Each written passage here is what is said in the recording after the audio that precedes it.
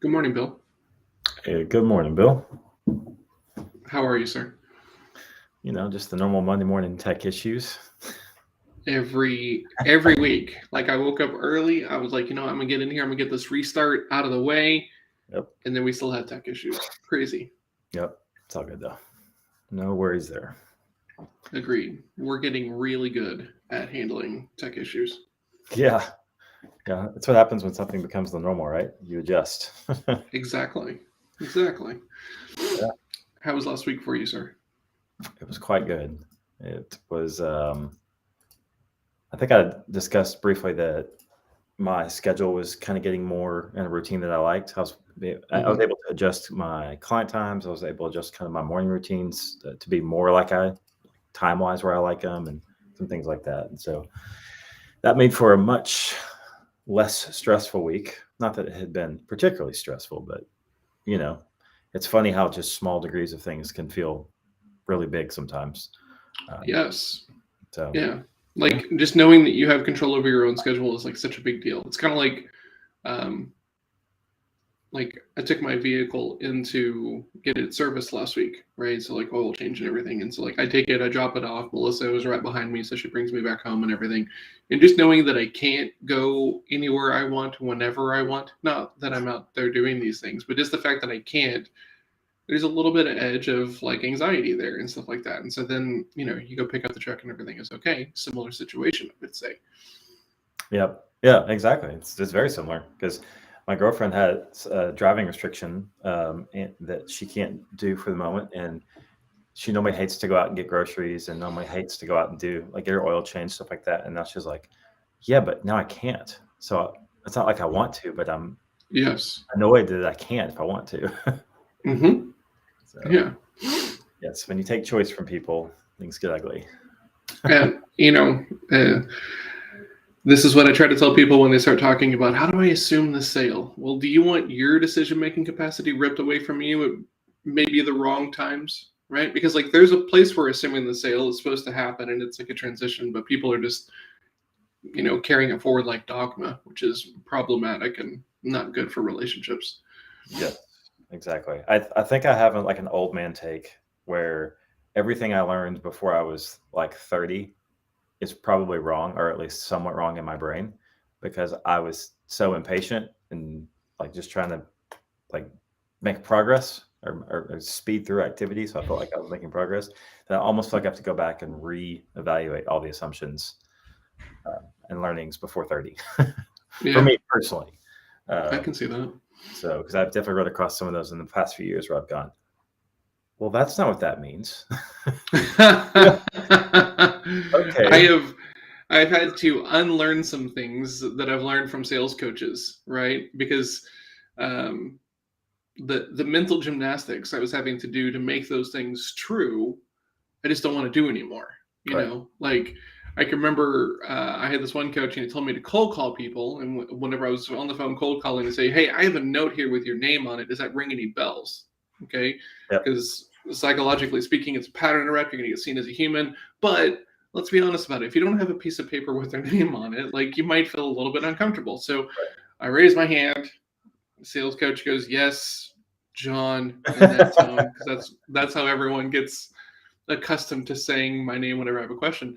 I said, "Well, what if you don't have a note with a name on it?" This guy gets all huffy, right? And he walks over to this huge post-it board and he writes prospect's name in huge letters. He rips it off the thing, and this is like one of those big flip chart things. Rips it off, folds it up. Like even folding it up, it's still like this big. And he walks over and he puts it on my desk, and he's like, "How do you feel about it now?" And I was kind of like, mentally, I'm like the same, but out loud, I'm like, oh, okay. So half of the stuff that I'm doing like now when I'm thinking about Sherpa and like how I coach and everything is trying to figure out what of that stuff is useful, if any of it, and what stuff is not useful, right? Because you can, leadership and self deception. If the first decision is flawed, none of the other consecutive decisions can be true, right? So if I'm, making up reasons to cold call people, Yep. and then I'm mad when these scripts aren't landing, Yes. That's a little bit Exactly. weird. Yeah, the Beastie Boys had a good song about that. They said, "No, yo, it's a sabotage." Oh, yo, it's a sabotage. In my head, for a moment there, I was like, "What Beastie Boys song do they possibly have about doing That's outreach?" funky. How does this apply? Like, So, quick side note: last night I go to my grandfather's Christmas party. Right, like that side of my family's not super close, so we really only see each other at this time of the year. mhm. And last year we couldn't do it. I don't remember why. And then 2 years before that, it was COVID. So I'm not seeing this side of my family really in like 3 years. So my step grandmother didn't even recognize me. Of course not. Of course not. So like I've seen my mom, I've seen my uncle, some people have seen me on social and stuff like this, But I'm sitting on this one couch and my step grandmother is talking to Melissa and she's like, "So when is John coming?" And Melissa just kind of goes and points to me across the room. It was amazing. It was so good. Stranger. Yeah. But my aunt was there and she's like, "So I see you on the Morning Bill show. I don't know what you're talking about, but it looks cool. So, Job, if you're watching, good morning." Yeah. Howdy. Yeah. Yes, that's funny. I get quite a few of those comments, and that's funny is they come from the strangest places. Like someone Yeah. like you're on the internet. Like what? Yeah. Or- And at this point I just take it for granted. Mhm.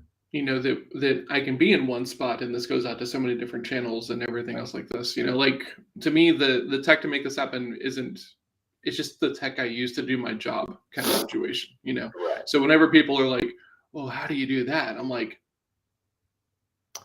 There's an app for that. yeah. I pay money to a group of people who came up with an idea and I use their tool. Yep. So it's Yes, interesting to me. Yeah, that's true. That's true. What about Yeah. you? How was your week last week? Last week was. Wait, hold on. Let me look at the week. Hold on. Yes, 5th through the 9th. I had to go back and look too. Like, what was Yeah. that? Yep. It was a good week actually. So I finished up a CRM project for a local commercial real estate group, right? Yes, commercial real estate group. So that was good. They had 4 brokers and they brought on a sales support. So I've been like teaching the sales support person how to do the stuff that they need to do while onboarding these brokers and showing them how the system works and getting them comfortable using it and stuff like that. It was they had some other tech issues that we had to clean up. They had email in a wonky place, and it was one of those. They got sold by Verizon, and then I got transferred over. Because all these huge companies want to start up a B2B contingent, right? So they will, and then they don't support it for very long, and then you'll have email Yahoo by Verizon, kind of situation, and that's where they were. So I was able to refer in a local friend of mine who does IT support. So he was able to help them out, get their email to like a stable, solid place. And then we were able to do the rest of the build the right way. So finished up onboarding the last broker on Monday, which was really nice. So now it's, I'm here if you need me. Let me know how it goes. And let's catch up here in about 6 months and see what needs to change, if anything. So that was cool. I've been working on that one for a while because they've been busy and just been busy and lots of things going on. I had a very cool conversation with a person from Lunch Club who's doing a startup, and we were talking about what I do with the personality assessments and everything. And he was like, "Well, that's really funny because like right after this call, I have a therapy session with me and my co-founders." And I was like, "Tell me more about that." And turns out he goes, me and one of my co-founders are super tight, me and the other one not so much, and we're starting to figure out that it might be a personality, cultural kind of working style issue. And I'm like, well, yeah, I mean, yeah, if they seemed awesome before you started to work together and now that's not awesome, it's probably like a working style thing. Right. So we had a really good conversation about DISC and personalities, and so I sent him the book, and we've had a couple of follow-up emails since then, so that was good. And then still working on these other projects, the big build out with the HubSpot, and had some hiring interviews last week because I'm doing some placements on this one team. So it was a full week, but not as full as the week before. So I wasn't like like wiped out at the end of it. Well, that's good. Yeah. How does that affect your weekend, do you think, when you're not super wiped at the end of a work week? Does that change maybe what your, I don't know if what your commitments are, but like how It's a your good weekend? it's a good question. Like I'm so routine driven that maybe I think that maybe my holidays are, or I'm sorry, my weekends are very routine driven because my weeks are very routine driven, Right. and Right. so I don't really know that I internalize a huge difference other than just being like tired, because that 1 week, 2 weeks ago, it felt like a lot, but it didn't really feel like I was like about to collapse or anything. It just felt Right. like more than normal. Good morning, Jason Croft. What's up, Crofty? So yeah, sometimes I don't notice it. Sometimes it's just like, sometimes my noticing it is whenever other people are like, whoa, seems like you've had a heavy week, and then I'll kind of detach for a second, and I'm like, yeah, this is a heavy week, I guess, because like it's just what I'm used to at this point, I think. Yeah, for sure. So yeah, I definitely get less done when I have weeks exhausted, and so I typically, Saturdays are pretty productive for me, at least. I wouldn't, I don't spend a lot of time necessarily working, but I definitely have projects or different things I like to keep my mind busy with. And the weeks that I just spent, it's just like me in front of PS4, or if I'm feeling somewhat ambitious, I might do a long hike just so I'm not in front of the PS4 so far or so long. But yeah, it definitely changes for me, at least. This past weekend, my daughter went to go stay the night at my mom's house, so Melissa and I had like a date night, which was kind of nice. We don't really get to have a whole lot of those. So we went to a nice restaurant, went to a gaming arcade, which was pretty rad. Mm-hmm. That could be part of it, but no. Well, that's the answer, Croft, is you have a heavy week and then you go lose yourself in all the noodles or rice or sugar or whatever it is. However you deal with Zoom overload. Yeah. Just heavy workload is actually what we're talking about. Heavy workload week. Yeah. Okay. So you went to arcade, that what you said? Yeah, I went to this bar that you pay $11 or $12, I think is what it is. And once you pay the admission, all the arcade games are free. Yeah. Right. And so Melissa and I played. She had never played Joust before. Oh, which really? was, yeah, kind of That's weird for me, right? And so we did some of that. We did a little Guitar Hero because it's one of our favorite games, some racing games. But it was nice, because we don't ever really have a date night. And it was so funny because we were sitting at dinner, and I'm just kind of looking at her, just like enjoying the moment and everything. And I'm like, she's about to get, okay, what are you looking at, kind of, response, And so I'm like, hey, I don't have anything to talk about because I live with you, I work with you. Like, these are the things that I would be talking about. So I'm just enjoying the moment, so it was nice. Okay. Preemptive. Yeah. Cool. Try to. Not always the best at that. Yes, sometimes that works.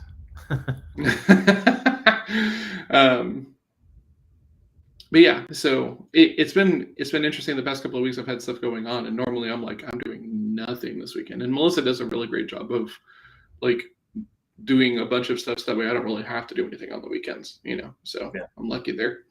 That is very nice. Yeah, I'm very, very lucky.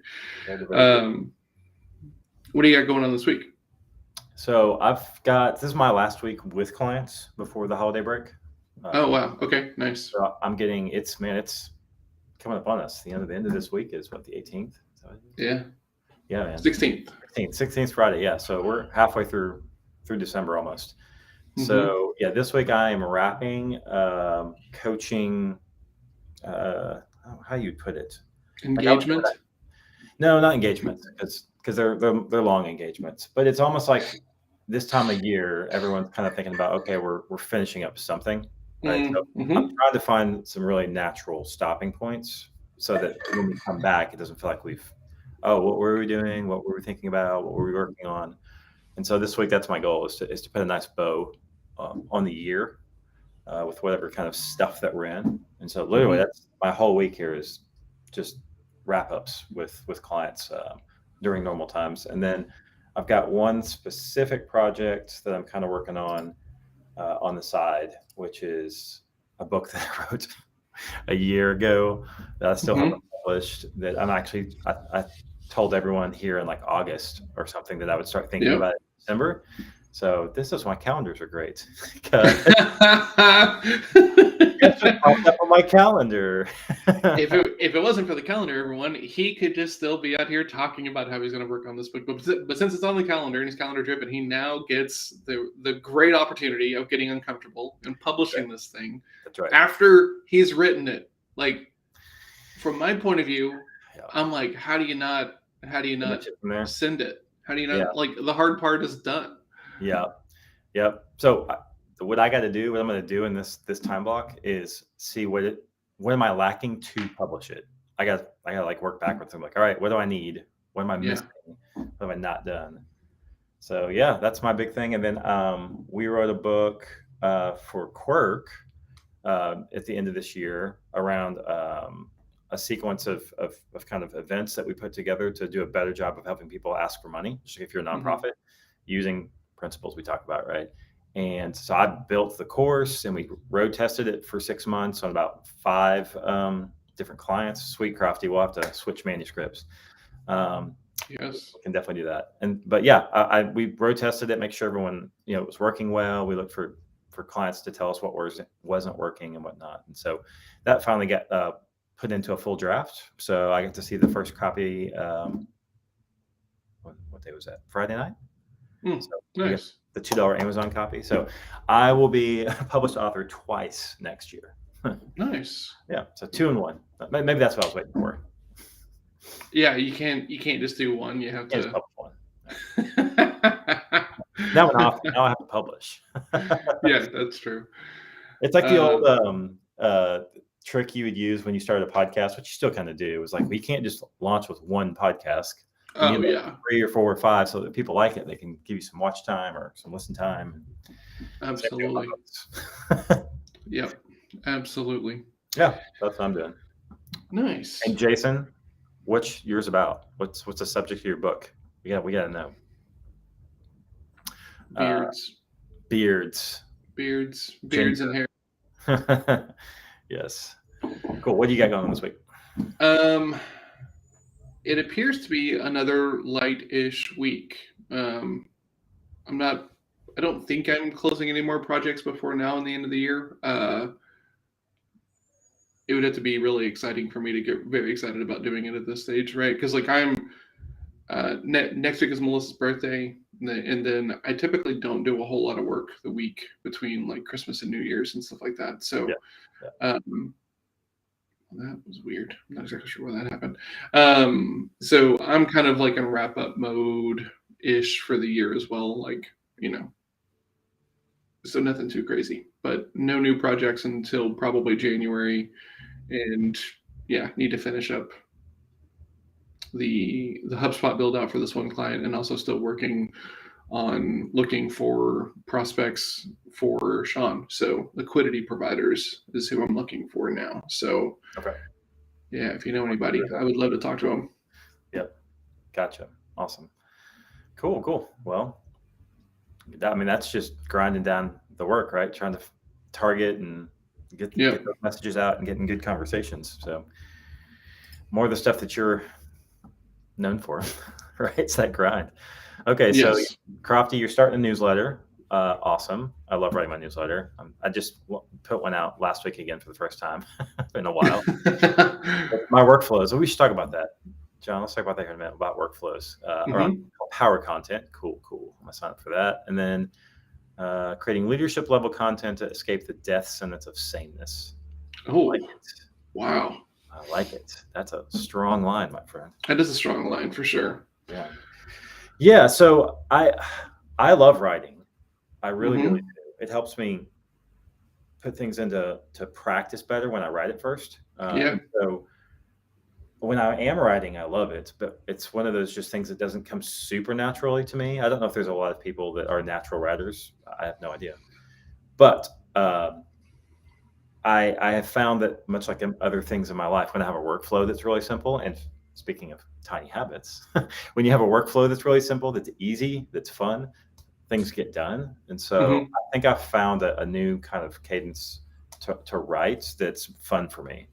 Okay. Made it easier for me to get this newsletter out, because I'm also writing for Impact, because they have a That's library. right. So I found a way to kind of combine those two chores together and make it kind of one fun activity. So anyway, my question for you is writing hard for you?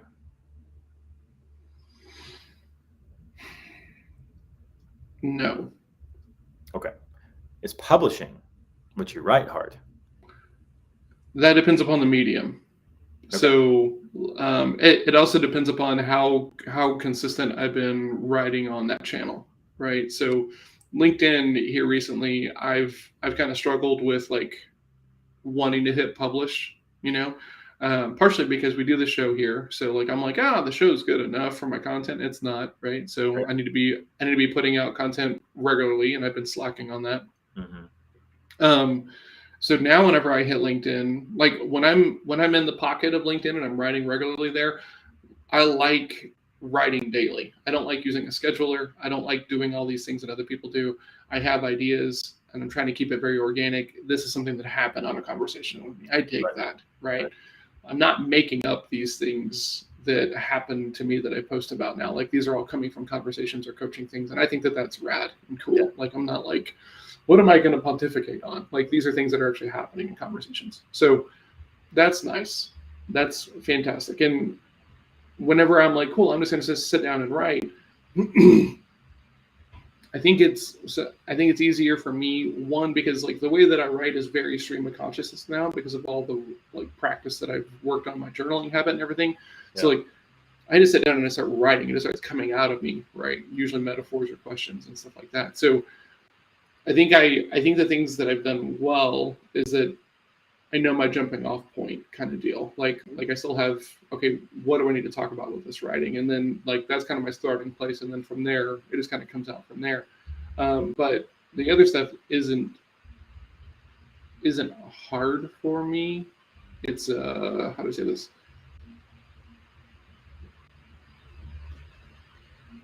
The difficulty shows up in the fact that like if it's going to go through Melissa and it's going to get published either on the site or something else like this, is this good enough or is this just me like blowing my own horn kind of situation? I deal with that sometimes, especially when it comes to the idea that like we have to keep up and keep feeding the machine kind of situation. But writing itself, like I always have an idea, right? I could write 1,500 words about what we talked about today on the show. Like Right. that's not difficult for me to do. Would anybody want to read it? Probably not, right? Because that's the other thing. That's the sticking point for me. I can write every day too. I can same thing as you, 1,500, whatever.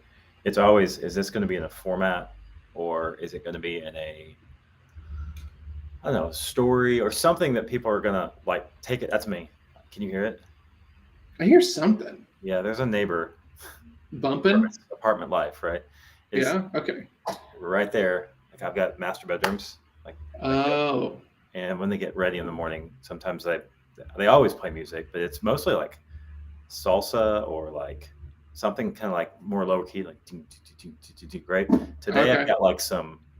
Today is presentation day. Yeah.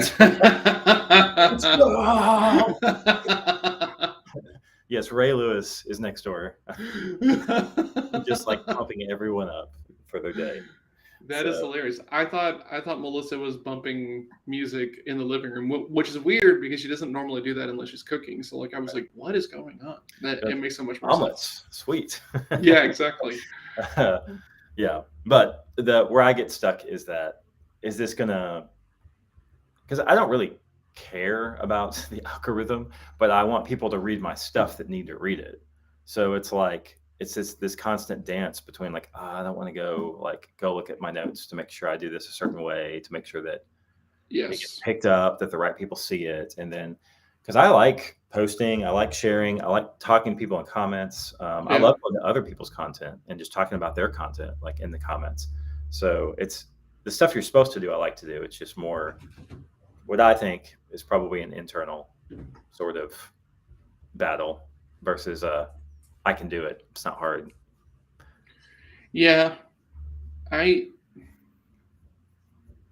get really tired of trying to write in ways, especially when it comes to like social media posts. I'm so tired of trying to say, and I did this on Friday, unpopular opinion. Yeah. Right. To try to engineer the read more kind of situation. Like I'm tired of that stuff. Right. Yeah. And I'm tired of, this is gonna sound like I'm like old and bitter, and maybe I am, but like I'm tired of people who have absolutely nothing to say, posting stuff that like looks good and sounds good, and people are all over it because it's all nice and fluffy and everything, but there's not a tangible, actionable piece Right. of advice anywhere in the thing.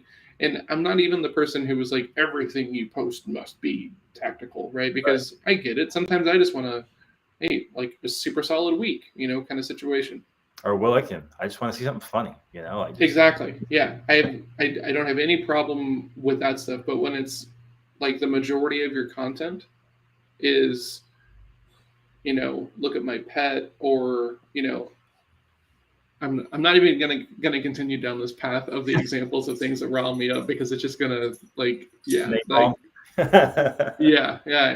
it's gonna get bad really quickly.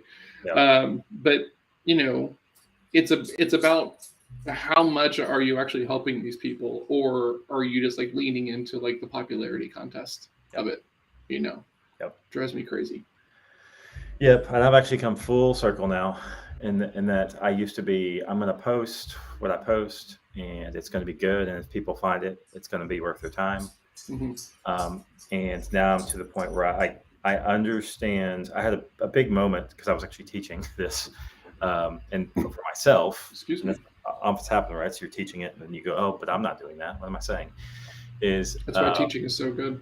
Absolutely, it's the best way. I love it, and I want to do more stuff that's just getting people's attention in a good way, like I just mentioned Will or Obed or like anything like that. I want to find a medium or a way that I can do stuff like that where it's going to be fun for me and entertaining, and engage people on social media so that they'll go read my good stuff. Right. And so I was always kind of anti that because I was like thinking it was the cat pictures and the whatever, or the TikTok dances you take over to other platforms, or like, I'm like, no, please no. It's so funny because sometimes I'll be checking our performance on TikTok, and then it lands you on someone's video, right? Yeah. So like you open the app, you land on a video, and so many times I've seen it to where someone is just taking trending music and putting it behind their video just because they know that music, and it'll say something stupid as like, I was getting shadow banned, and so now I'm using this music and I've got 20,000 hits in an hour. And that's just what it says across the whole video, right? Yeah. So some of the algorithmic stuff has a lot of room to improve, obviously. Yeah, for sure. But, you and I are tactical and strategic. And so like, there's a part of me now that's like, I'm going to use it against them. I'm going to find it. I'm going to take just a couple of things I see that work, and I'm going to use it, because not in a way where I want to make it my content life, but in a way that measured, strategically once a week, use those type of things to just bring more people in. I mean, there are those people who just like watch what's trending on Twitter, right? And then they'll make a bunch of tweets around that thing, and I don't know. It's always a very weird thing. Speaking though, I think that's smart. If it's just like you're taking random topics. No. Agreed. Yes, agreed. Right there's a line between when you're trying to just chase attention and when you actually have a reasonable amount of experience and should be talking about something. Right. Exactly. Yeah. Yep. So that's I'm gonna be working through some of that this week, because I want to have a content plan that's in place January, 2 or 3 or whatever it is. Nice. And have that down. So another thing on my week. Okay, so we've got this week, next week, and then you're off the last week. So you got 2 weeks left of real work, right? Mm-hmm. What would you say is the last big thing this year that you need to finish? That's a really great question. And I'm going to mute. That's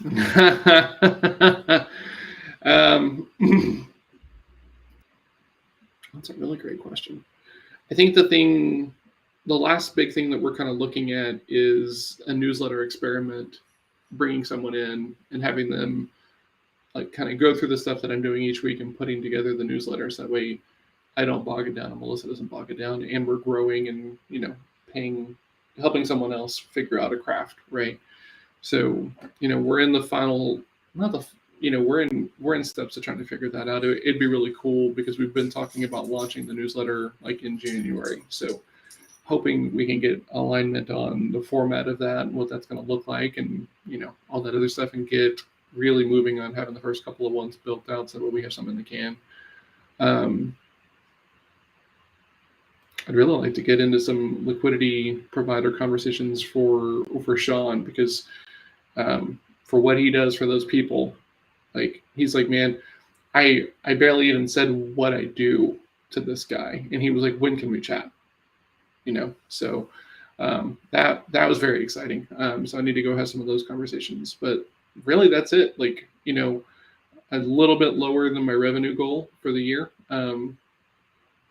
which I was kind of bummed about. And then I had to kind of pause and realize, like, it's just me. I picked that goal a little bit out of ego, right? As opposed to like being, well, if I want to have this much of an increase in my revenue, I need to do this much of an increase in activity.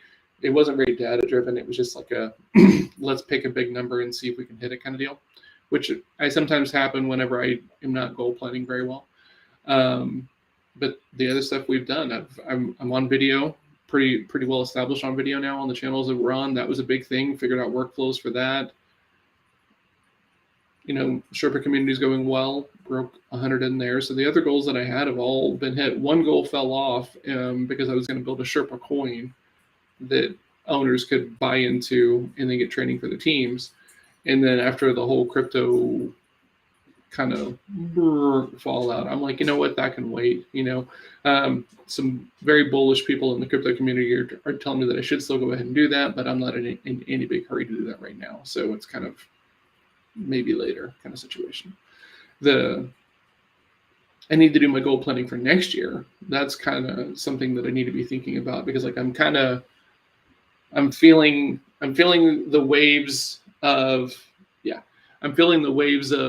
contentment, I think, on my end, right? I'm starting to get a little bit, hey, it's okay that we're not super busy, and stuff like that. And I just don't have it in me to let that continue. So I need to have some goals laid out for next year, so that way I get some motivation to go do those goals. I think it's really where that comes down.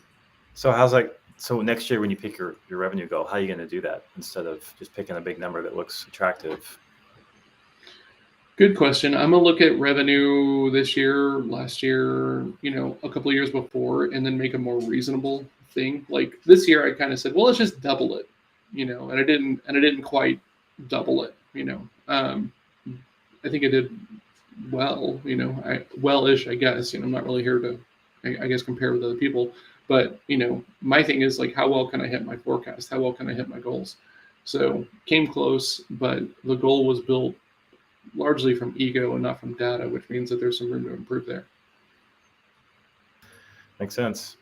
I started the year that way with just an ego-driven goal, and like March or something, I was like, how am I going to get to that, like, predictably? Yeah. Because I didn't reverse engineer it. I just picked it. So I did adjust mine on my year board over here. I actually 3 different times this year adjusted like my big yearly goals, because I was looking at a quarterly going, that's just not pacing. That's not. Yeah. And it wasn't like a back down from the goal. It was like, that's not realistic based on what I'm currently doing. So I would either have to change what I'm currently doing to pace differently, or I like where I'm at and I need to adjust the number. So. Yeah, I need to come up with a better way of like talking about this, because like I coach some people who have some unrealistic goals, right? And the only reason it's unrealistic is because they don't have a path to actually hit those goals. And there's your goal set, in my opinion, should be high enough that you have to work diligently to get to there, right? And it makes you think about things like scale and systems and templates and repeatability and all this other stuff But I had a coach one time tell me that if your sales quota is too high, that when you hear it, you go, you've already lost, right? A good set goal should make you want to strive. It should make you like want to work a little bit harder to work towards that goal. So if they come out and they say, okay, cool, your goal is 500K, and you go, oh my God, I'm never going to hit 500K. That's a terrible goal for you. And like maybe it's a bad role in organization for you, but goals should make you excited to do the work to see if you can get there. Like, hey, can we sell this much money? Can I have huge shoulders? Well, let's try a bunch of push-ups, kind of situation. But if you're demotivated as soon as you line it out, you need to go back to the drawing board. Yeah, there's got to be a path that you can see, like, to the goal. It's just wow, that's a pretty big hill. But there's a path at least, right? Big hills, yes. Yes, big hills. That's right. You will. But if there's no path, that's when it's like, no, there's no way. I mean, I can't even see around the corner, Yes, exactly right. If it feels like Sisyphus, oh my God, how am I going to get this rock to the top of the thing? You're doing it wrong. You don't have clarity on the goal. You don't have clarity on the why or the how or, any of those things that are super, super important. And go get clarity on any one of those things, and you'll probably feel better about what that goal needs to adjust to, or, how are you going to hit it, consistently and everything else like that.